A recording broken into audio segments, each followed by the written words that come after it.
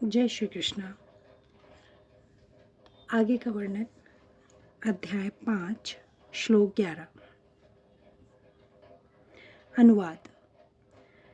योगी जन आसक्ति रहित होकर शरीर, मन, बुद्धि तथा इंद्रियों के द्वारा भी केवल शुद्धि के लिए कर्म करते हैं। तात्पर्य: जब कोई कृष्ण भावनामृत में कृष्ण की इंद्रिय तृप्ति के लिए शरीर, मन, बुद्धि अथवा इंद्रियों द्वारा कर्म करता है तो वह भौतिक कल्मश से मुक्त हो जाता है। कृष्ण भावना भावित व्यक्ति के कार्यों से कोई भौतिक फल प्रकट नहीं होता। अतः सामान्य रूप से सदाचार कहे जाने वाले शुद्ध कर्म कृष्ण भावनामृत में रहते हुए सरलता से संपन्न किए जा सकते हैं।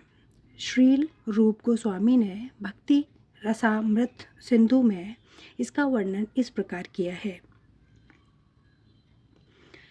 अपने शरीर, मन, बुद्धि तथा वाणी से कृष्ण भावनामृत में कर्म करता हुआ कृष्ण सेवा में व्यक्ति इस संसार में भी मुक्त रहता है, भले ही वह तथाकथित अनेक भौतिक कार्यकलापों में व्यस्त क्यों न रहे।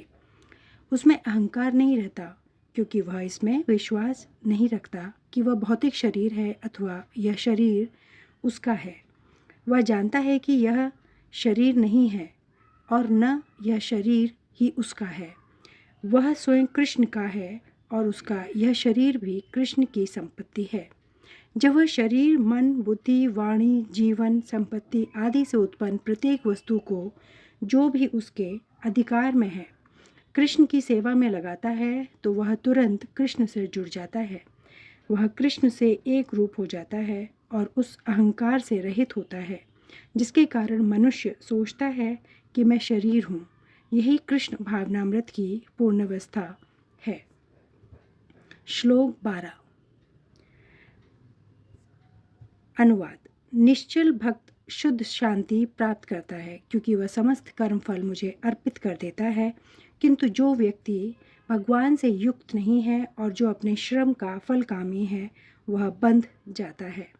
तात्पर्य: एक कृष्ण भावना भावित व्यक्ति तथा एक देहात्म बुद्धि वाले व्यक्ति में यह अंतर है कि पहला तो कृष्ण के प्रति आसक्त रहता है जबकि दूसरा अपने कर्मों के फल के प्रति आसक्त रहता है। जो व्यक्ति कृष्ण के प्रति आसक्त रहकर उन्हीं के लिए कर्म करता है वह निश्चय ही मुक्त पुरुष है और उसे अपने कर्म फल की कोई चिंता नहीं होती। भागवत में किसी कर्म के फल की चिंता का कारण परम सत्य के ज्ञान के बिना द्वैत भाव में रहकर कर्म करना बताया गया है। कृष्ण श्री भगवान है। कृष्ण भावनामृत में कोई द्वैत नहीं रहता। जो कुछ विद्यमान है वह कृष्ण की शक्ति का प्रतिफल है और कृष्ण सर्व मंगलमय है। अतः कृष्ण भावनामृत में संपन्न सारे कर्म परम पद पर हैं। वे दिव्य होते हैं और उनका कोई भौतिक प्रभाव नहीं पड़ता। इसका कारण कृष्ण भावनामृत में जीव शांति से पूरित रहता है, किंतु जो इंद्रिय तृप्ति के लिए लाभ के लोभ में फंसा रहता है उसे शांति नहीं मिल सकती। यही कृष्ण भावनामृत का रहस्य है। यह अनुभूति कि कृष्ण के अतिरिक्त कुछ भी नहीं है शांति तथा अभय का पद है। श्लोक 13। अनुवाद। जब देहधारी जीवात्मा अपनी प्रकृति को वश में कर लेता है और मन से समस्त कर्मों का परित्याग कर देता है वह 9 द्वारों वाले नगर भौतिक शरीर में बिना कुछ किए कराए सुखपूर्वक रहता है। तात्पर्य: देहधारी जीवात्मा 9 द्वारों वाले नगर में वास करता है।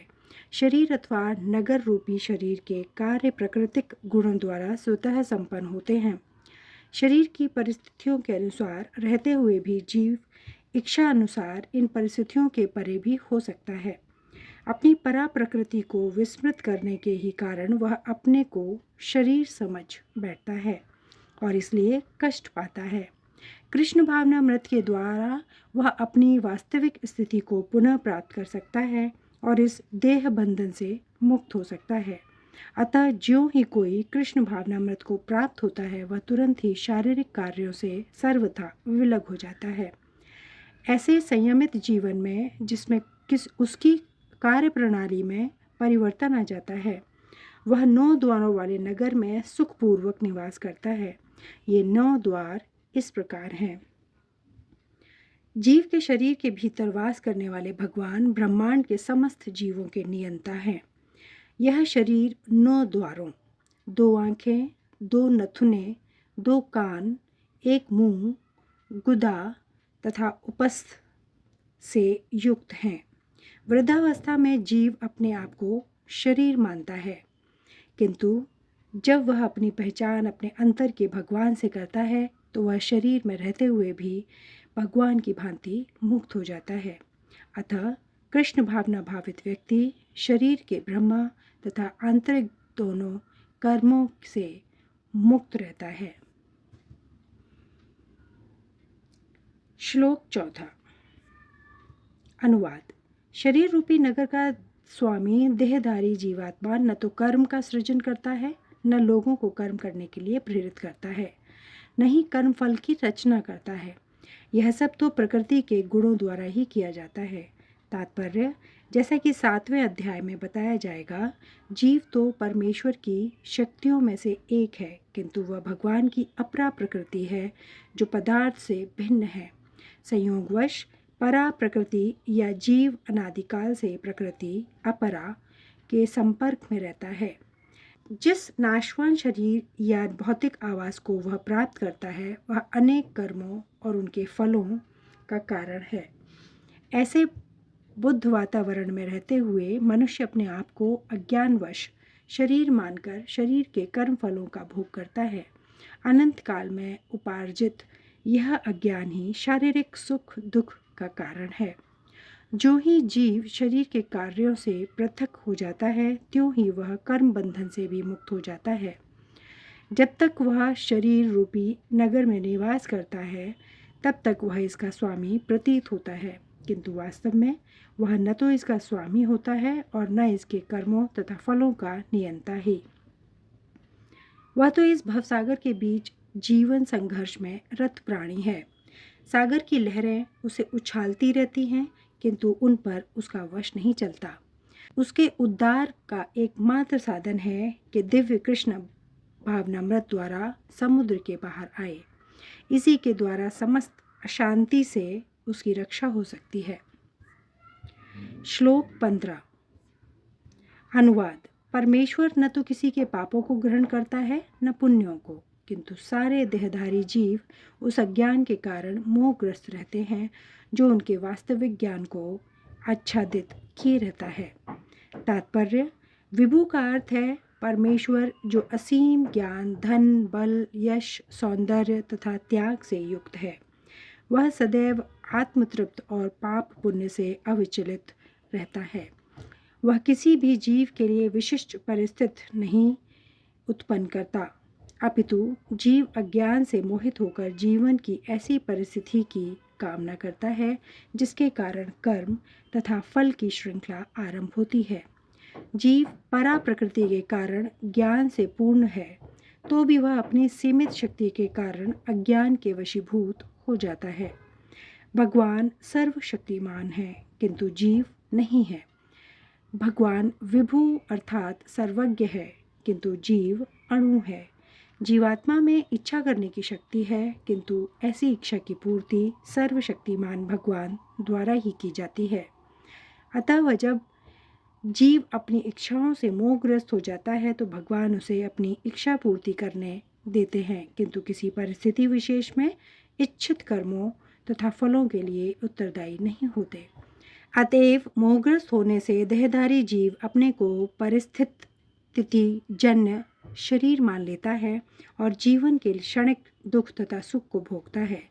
भगवान परमात्मा रूप में जीव का चिरसंगी रहते हैं। फलतः वे प्रत्येक जीव की इच्छाओं को उसी तरह समझते हैं जिस तरह फूल के निकट रहने वाला फूल की सुगंध को। इच्छा जीव को बद्ध करने के लिए सूक्ष्म बंधन है।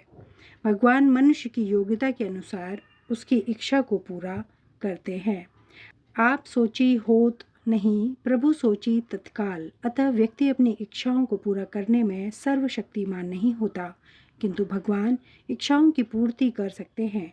वे निष्पक्ष होने के कारण स्वतंत्र अणुजीवों की इच्छाओं में व्यवधान नहीं डालते, किंतु जब कोई कृष्ण की इच्छा करता है तो भगवान उसकी विशेष चिंता करते हैं और उसे इस प्रकार प्रोत्साहित करते हैं कि भगवान को प्राप्त करने की इच्छा पूरी हो और वह सदैव सुखी रहे। अतएव वैदिक मंत्र पुकार कर कहते हैं, भगवान जीव को शुभ कर्मों में इसलिए प्रवृत्त करते हैं जिससे वह ऊपर उठे, भगवान उसे अशुभ कर्मों में इसलिए प्रवृत्त करते हैं जिससे वह नरक जाए।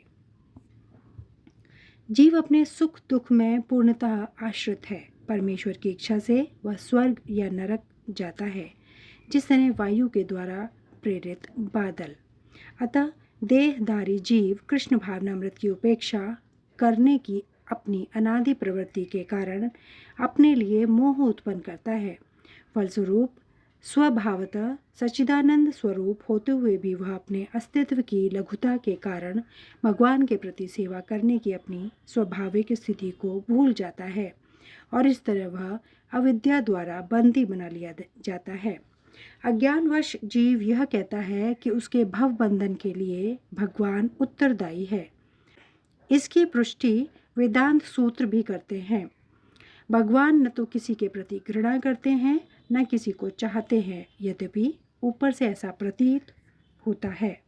श्लोक 16 से आगे का वर्णन अगले वीडियो में। धन्यवाद। जय श्री कृष्णा।